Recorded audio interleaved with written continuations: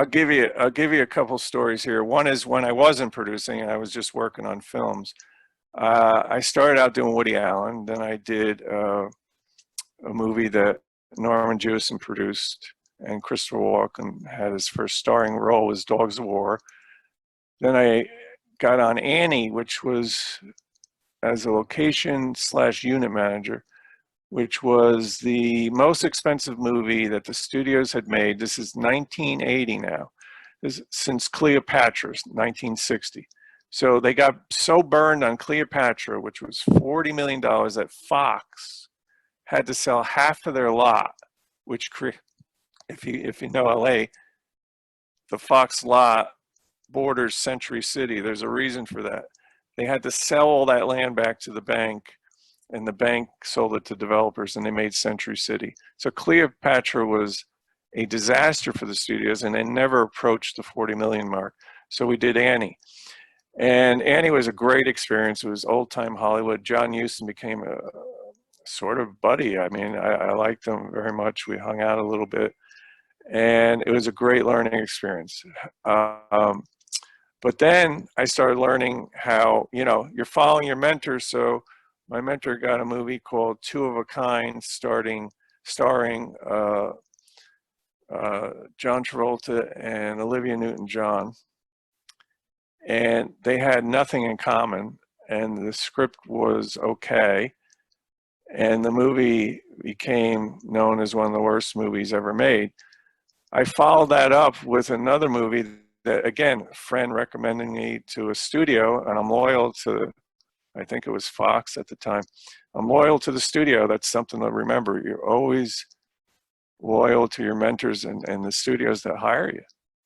And they had a movie called Rhinestone, which was Sylvester Stallone and Dolly Parton. And the thesis was he was a cab driver, and he picked her up, and she said he should be a country music star.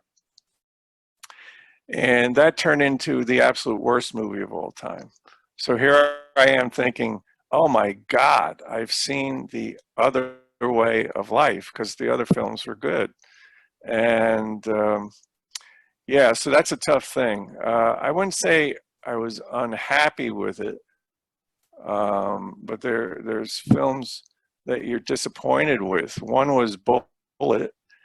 I did with Mickey Rourke and Tupac Shakur and Adrian Brody, and it was a story of a family in Brooklyn just dealing with the tragedy of drugs and gangs in the neighborhood, and how their children got influenced. And they were older children now, and we came into the story when they were older, and I thought it was a great story. And Tupac was going to write the music for the movie, and I won't say what I talked to him about, but I got to know him a little bit, and he put in his contract that he's only going to do the score if it turns into a theatrical. At the time, the home video market was big, and a lot of people were dumping films into that rather than independents. This was an independent film, so they were dumping money into the home video films because they didn't have to market it so much. Marketing is a huge part of filmmaking. And but they gave up the Tupac score.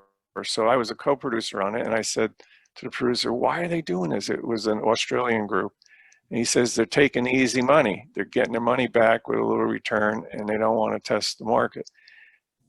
So potential Tupac soundtrack, right? A pretty good story, but one I think could have been executed a little better, but it was pretty good.